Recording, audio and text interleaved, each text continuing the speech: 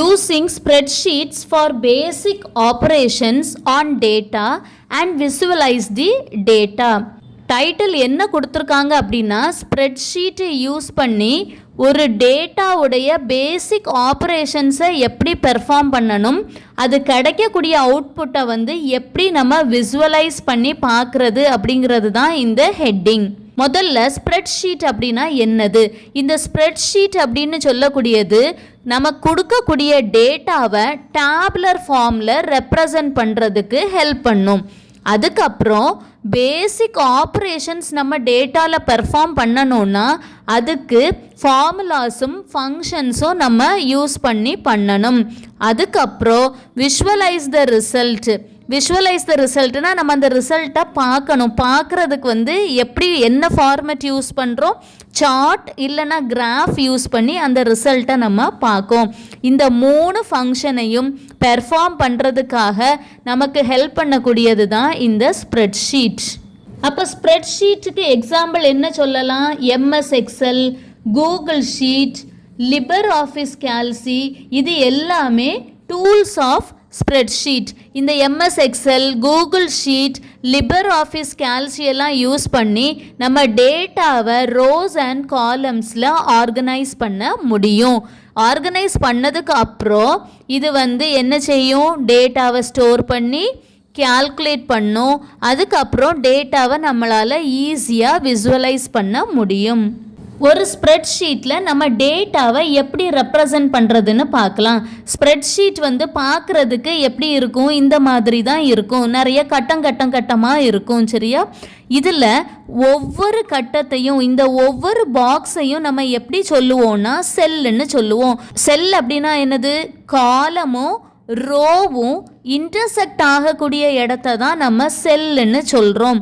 இந்த செல்லை காலம் எல்லாத்தையும் லெட்டர்ஸ் வச்சு ஐடென்டிஃபை பண்ணியிருப்பாங்க. ஏபிசிடின்னு. ரோஸ் எல்லாத்தையும் நம்பர் வச்சு ஐடென்டிஃபை பண்ணியிருப்பாங்க. ஒவ்வொரு செல்லுக்கும் தனித்தனி அட்ரஸ் இருக்குது. இந்த அட்ரஸை வந்து எப்படி சொல்லுவாங்க? செல் அட்ரஸ் இல்லைனா செல் ரெஃபரன்ஸ் அப்படின்னு சொல்லுவாங்க. இதில் பாருங்கள், இந்த காலம் வந்து ஏ, இதுக்கு கரஸ்பாண்டிங் ரோ 1. அப்போது இந்த செல்லுடைய அட்ரஸ் வந்து என்னது? A1. இப்போ இந்த பாக்ஸை நம்ம எடுப்போம். இதனுடைய காலம் வந்து B, இந்த ரோ வந்து 2. அப்போ நமக்கு இந்த செல்லுடைய அட்ரஸ் என்னவா இருக்கும்? B2. அடுத்து இந்த செல் எடுக்கும். இதனுடைய காலம் வந்து D, ரோ வந்து 3.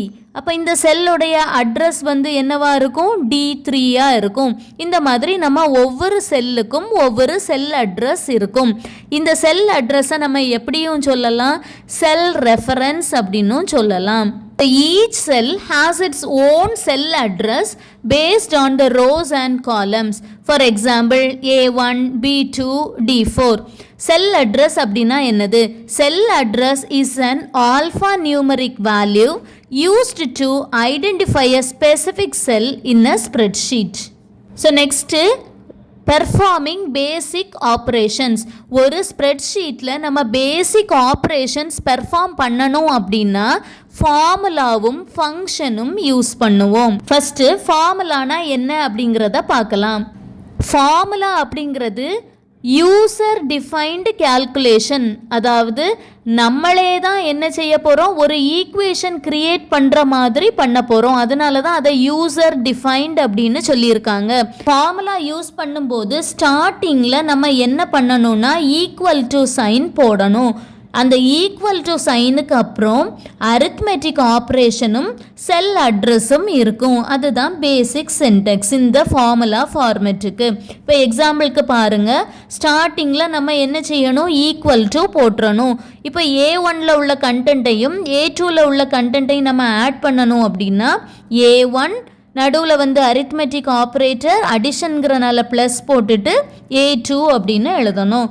So equal to A1 plus A2 இப்படி எழுதணுன்னா A1ல் உள்ள கண்டென்ட்டையும் A2ல் உள்ள கண்டென்ட்டையும் ஆட் பண்ணி நமக்கு அவுட்புட்டில் கொடுக்கும்.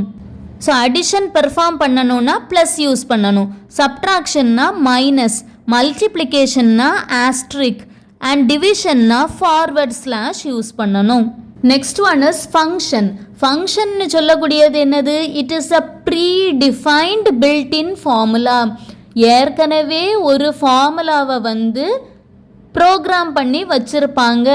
அதை தான் நம்ம என்ன செய்வோன்னா யூஸ் பண்ணி ஸ்பெசிஃபிக் டாஸ்க்கு பெர்ஃபார்ம் பண்ணுவோம். அப்போ ஃபங்க்ஷன்னு சொல்லக்கூடியது is a predefined built-in formula for specific tasks. இந்த ஃபங்க்ஷனை வந்து நம்ம எந்தெந்த இடத்துல யூஸ் பண்ணுவோம்? காம்ப்ளெக்ஸ் கேல்குலேஷன்ஸ், அதாவது கஷ்டமான கேல்குலேஷன்ஸ் பண்ணக்கூடிய இடங்களில் யூஸ் பண்ணுவோம். இங்கேயும் நம்ம ஸ்டார்ட் பண்ணும்போது ஈக்குவல் டு சைன் போட்டு தான் ஸ்டார்ட் பண்ணணும். எக்ஸாம்பிளுக்கு பாருங்கள், A2ல் இருந்து A4 வரைக்கும் உள்ள டேட்டாஸ், அதாவது A2 செல், A3 செல், A4 செல், இந்த 3 செல்லுலையும் என்ன டேட்டாஸ் இருக்கோ அந்த 3ஐயும் ஆட் பண்ணணும். இந்த மாதிரி கண்டிஷனை எப்படி எழுதணும்? முதல்ல ஈக்குவல் டு போட்டு ஸ்டார்ட் பண்ணணும். அப்புறம் ஃபங்க்ஷன் அப்படிங்கிறது நமக்கு தெரியும், it is a predefined formula. அப்போ அடிஷனுக்கு பதிலாக நம்ம ப்ரீ டிஃபைன்டு ஃபங்க்ஷன் என்ன யூஸ் பண்ணணும்? சம்முன்னு யூஸ் பண்ணணும். அதுக்கப்புறம் ஒரு பேராந்தசிஸ் ஓப்பன் பண்ணி A2 செல்லில் தொடங்கி A4 வரைக்கும் உள்ளதை ஆட் பண்ணணும். ஸோ A2 நடுவில் என்ன போடணும்? is2 போட்டு A4ன்னு போடணும். போட்டுட்டு இந்த ப்ராக்கெட்டை க்ளோஸ் பண்ணிடணும். இப்போ B1 செல்லில் இருந்து B10 செல் வரைக்கும் உள்ள ஆவரேஜ் நம்ம கண்டுபிடிக்கணும்னா எப்படி எழுதணும் பாருங்கள்? ஈக்குவல் டு, அதுக்கு நம்ம யூஸ் பண்ணக்கூடிய ஃபங்க்ஷன் என்னது? ஆவரேஜ். ஈக்குவல் டுன்னு போட்டு ஆவரேஜ்னு எழுதிட்டு ப்ராக்கெட் ஓப்பன் பண்ணி B1 செல்லில் இருந்து B10 செல் வரைக்கும் உள்ள கண்டென்ட்டுக்கு ஆவரேஜ் கண்டுபிடிக்கணும். ஸோ B1 is to B10ன்னு எழுதணும். சிமிலர்லி மேக்ஸிமம் வேல்யூ கண்டுபிடிக்கணும்னா என்ன ஃபங்க்ஷன் யூஸ் பண்ணணும்? மேக்ஸ். மினிமம் வேல்யூ கண்டுபிடிக்கணும்னா மின் அப்படிங்கிற ஃபங்க்ஷன் யூஸ் பண்ணணும்.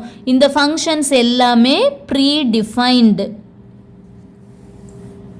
Next one is data visualization. Data visualization அப்படின்னா நம்ம இன்புட்டில் என்ன கொடுத்தோமோ அதை அவுட்புட்டில் கிராஃப் அல்லது சார்ட் ஃபார்மேட்டில் நம்ம பார்க்க போகிறோம்.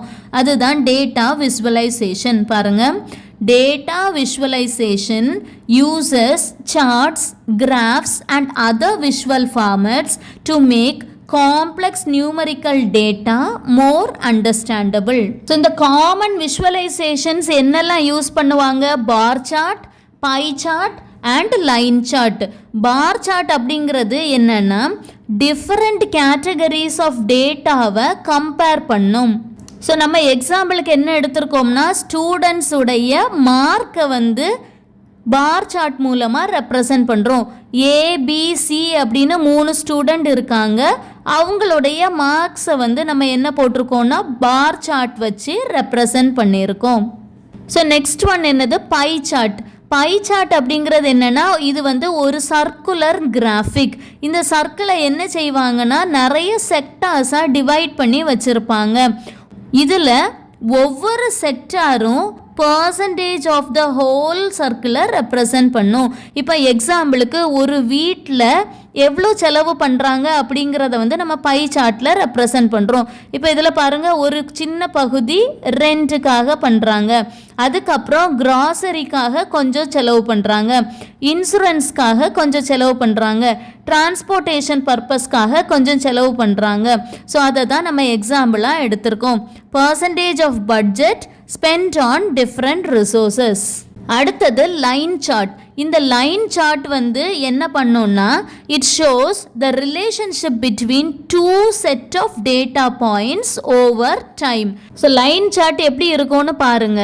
ஒவ்வொரு மாசமும் எத்தனை வீடு சேல் பண்ணியிருக்காங்க அப்படிங்கிறத ரெப்ரசன்ட் பண்ணக்கூடிய ஒரு கிராஃப். ஃபார் எக்ஸாம்பிள், ஜான்வரியில் 50 ஹவுசஸ் சோல்ட் பண்ணியிருக்காங்க, ஃபெப்ரவரியில் 30 ஹவுசஸ். இது மாதிரி ஒவ்வொரு மந்த்துக்கும் ஒவ்வொரு ரேஞ்சில் பாயிண்ட் மார்க் பண்ணியிருக்காங்க. இந்த பாயிண்ட்டுக்கு பேர் என்னது? மார்க்கர். சரியா? ஸோ இந்த சார்ட்டில், லைன் சார்ட்டில் எப்படி இருக்கும்னு பார்த்தீங்கன்னா சீரீஸ் ஆஃப் மார்க்கர்ஸ் இருக்கும். அதுக்கப்புறம் இந்த மார்க்கர்ஸ் எல்லாத்தையும் ஸ்ட்ரெயிட் லைன் வச்சு கனெக்ட் பண்ணியிருப்பாங்க. இந்த மாதிரி சீரீஸ் ஆஃப் மார்க்கர்ஸை ஸ்ட்ரெயிட் லைன் வச்சு கனெக்ட் பண்ணியிருக்கக்கூடிய சார்ட்டுக்கு பேர் லைன் சார்ட். ஆக்சுவலாக இதோடைய பேசிக் கான்செப்ட் என்னன்னா டைமை பொறுத்து மாறக்கூடிய டேட்டாஸை வந்து ரெப்ரசன்ட் பண்ணக்கூடியது வந்து லைன் சார்ட். இப்போ எக்ஸாம்பிளுக்கு ஜான்வரியில் 50, ஃபெப்ரவரியில் 30, மார்ச்சில் 40. ஒவ்வொரு மந்த்துக்கும் அதாவது டைம் போக போக நமக்கு டேட்டாஸுடைய வேல்யூ மாறிக்கிட்டே இருக்குது. இந்த மாதிரி it shows the relationship between the data points over time. இதை தான் லைன் சார்ட்னு சொல்கிறாங்க. Line chart shows the relationship between two sets of data points over time. This type of chart displays a series of data points called markers connected by a straight line to show the changes over time. எக்ஸாம்பிளுக்கு plotting number of houses sold per month.